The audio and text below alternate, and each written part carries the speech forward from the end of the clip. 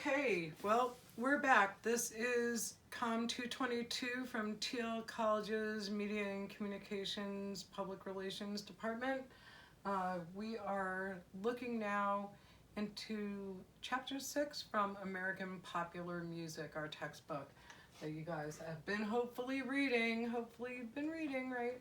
Okay, so this chapter deals with music from the early to mid 1930s into the mid 1940s was the heyday, but this style of music was still popular until the early 1950s. Big band style, entertainment, musical acts, and so we're going to get into all of that. A lot of the music that you're going to hear in this unit is familiar to you. You may not know the artists and be able to say what the song is, but you've definitely heard it in the background of your lives.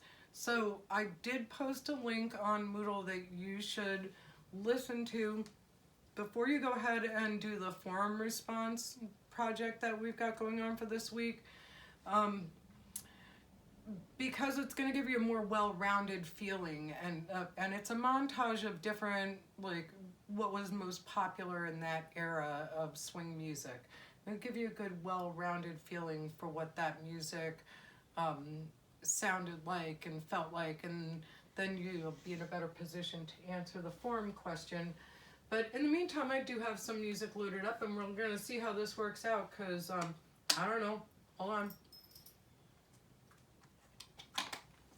This YouTube stuff, it's weird to get used to, but I'm doing it, and you guys are too, and I see that a lot of you have already checked in to YouTube, so right on, we're in good shape. So, name of this chapter is In the Mood, and actually that's the title of a song we're going to listen to in a few minutes, but swing music and American culture is the first part of the chapter, and what we want to talk about is 1935 to 1945, which is really the heyday. The kind of like disco went from 74 to 79, that was its heyday. So this period is considered the heyday of swing music. But swing is still popular today. It didn't evaporate, it didn't go away. Lots of bands play it, or musicians form together to create swing bands. It's fun to dance to. It's basically dance style music, but it's other things too. So beginning in 1935, a new style of jazz-inspired music called swing transformed American popular music. So keep in mind too that right now electronic media is starting to become more and more pervasive in our culture, right? More people, even during the Great Depression, people were having radios. They were finding a way to get radios. Newspapers didn't carry music or sound, so not really helpful in helping to disperse and disseminate popular music and popular culture in the same way that movies and the radio and sound recording did at this time. So music and sound recording and music helped to distribute, but during the Great Depression, there was a fallback in those numbers and the sales of sound recording. Wow, that's annoying. Sound recording, because people couldn't afford to buy records. You invest in a record player, that's great, but you have to continue to buy records, and if you have to make a choice between an album or a record, a recording of your favorite artist's new release, or bread for your family, you're going to choose bread. Things were very tight during that time. But after the Great Depression, that sector rebounded too. So radio was really the biggest distributor of popular music and popular culture at this time, along with movies. Movies had a lot of popular music embedded in it. Sometimes movies featured big band music, sometimes specific singers like Bing Crosby or Dinah Shore, or other famous vocalists from that day would be featured in movies. The Andrews Sisters made frequent appearances in different movies. Bob Hope made a bunch of wartime movies during World War II to kind of boost morale and patriotism in the country. And so, you know, a lot of the music that was popular during that time was dispersed through the four corners of the United States like it never was before. And this is important for culture. Remember that this class has to do with the cultural connection to popular music and what motivates what and what did what. So again, pop music as a vehicle for mass communication, does it carry the message or does it actually initiate a message? Does it sort of reflect what's going on in culture, or does it perpetuate, like instigate, not perpetuate, instigate what's going on? Does it start a thing, or does it just take a sentiment and kind of run with it? Well, musicians are very creative members of our culture, and they have a point of view too. And a lot of times, things are shifted in our culture because of the point of view of the artists. So, this is a time in America, you know, the beginning of it was a little bit more difficult because the Great Depression was going on, and people were kind of, you know, under that cloud of unhappiness about being out of work or not having enough, a lot of lack going on, and the struggles they were going through. And just like other songs that we listened to around that time, leading into the swing era, the songs, the music reflect the sentiment of what's going on. Brother, Can You Spare a Dime? Reflecting sort of, you know, the poverty and things that are going on at that time and people, you know, being out of money and out of work. But Sunny Side of the Street is like optimistic and keep your head up. And both those messages they resonated with the public. I guess it depended if you were in a good mood or a bad mood, what you listened to. And maybe one or the other could change your mood because music has the power to do that. So this, though, is, we're really going to talk specifically about 35 to 45.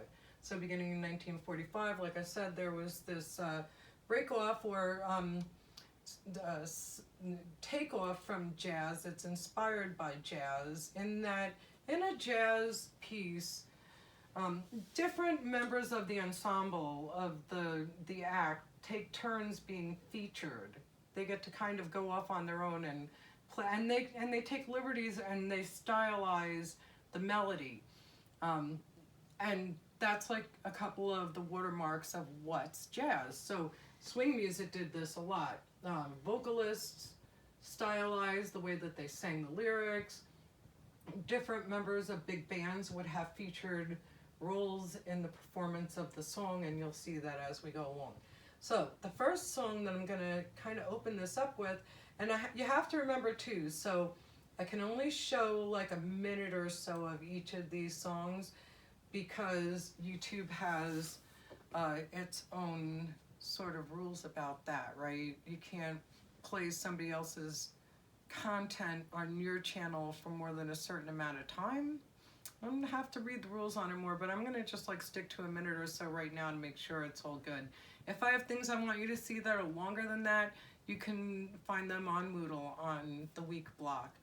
And I'll tell you in an email or during chat when we meet for attendance, oh, pay attention to this or don't forget to do that, okay? All right, so let's see if I could click on this. Alex, I miss you again. And this won't work. It's a pretty blue color, but I'm gonna have to copy and paste it. Okay, I'll do that. So while I'm doing that, let's just sort of chill out for a second. Yes, that's right. This is me getting everything together as best I can. This is all a big giant work in progress, kids. I mean, it's just, you know, none of us is used to doing things this way. And, you know, we will get used to it, though. We'll get used to it. Because we are smart and know that we have to do what we have to do. Like shut my phone off. That would be good, too. If I could do that, that would probably be a good idea. All right. I think I'm at the right place now. Alex, I sent you my address. I'm kidding. News now, breaking news. Clear. Manage. View. Activate. Default. Clear. News break. Now, breaking news. Treasury and IRS Tuesday. Okay, everyone be quiet now. So hopefully this comes up. Let's see if we have commercials that come along with it, advertising. T-Mobile created Of course an we LTE do. network that works I don't think the department's gonna spring for me to have my Really own easy like to set up. We plugged it in, non-commercial boom, immediate, YouTube and I've never had a problem. experience, T-Mobile but Home Internet, keeping your family I connected. don't know. Depends on how long this all goes on, right? All right. So this is Benny Goodman, and the name of this song is "Sing, Sing, Sing."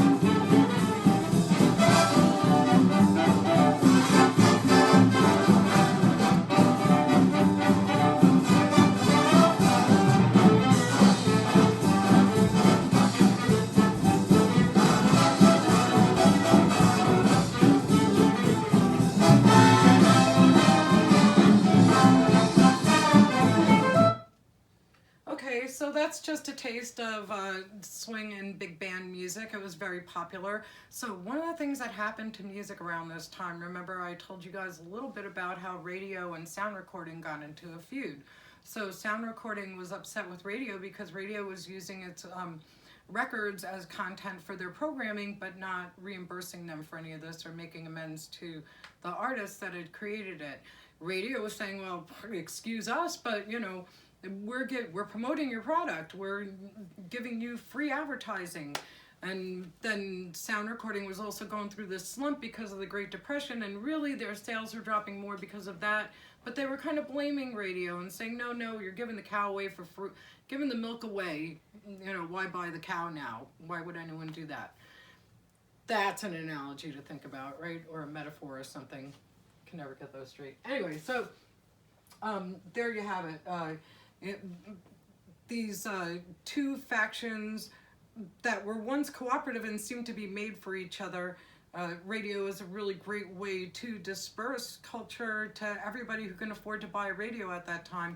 And some of them were made pretty inexpensively, so a family could theoretically save up, or someone in the building or the neighborhood or someone had a radio handy. So more effective at spreading culture and cultural products like songs and news articles and things like that at a greater, faster, more widespread pace, flooding things like they never were before. Again, people couldn't afford during the Great Depression to buy many records, but they just needed their electricity to be on and have a radio to be able to hear music.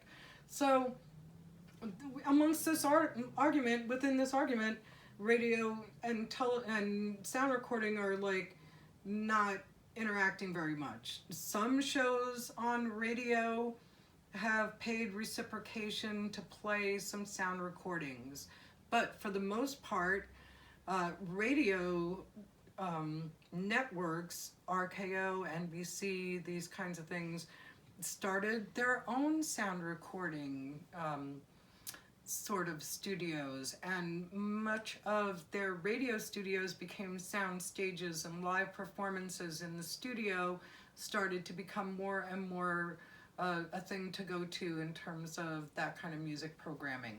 So remember, at this time in radio, you've got all sorts of content on the radio. Each radio station isn't, you know, oh, it's the country music station or the jazz station or the classical music station.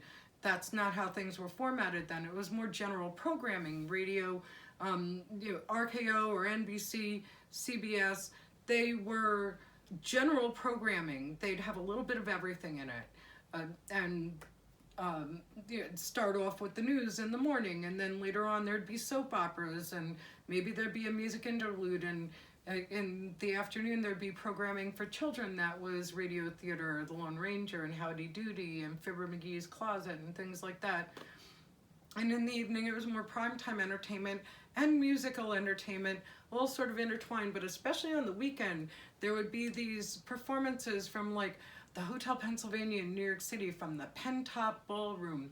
And there'd be a big band, a big swing band there.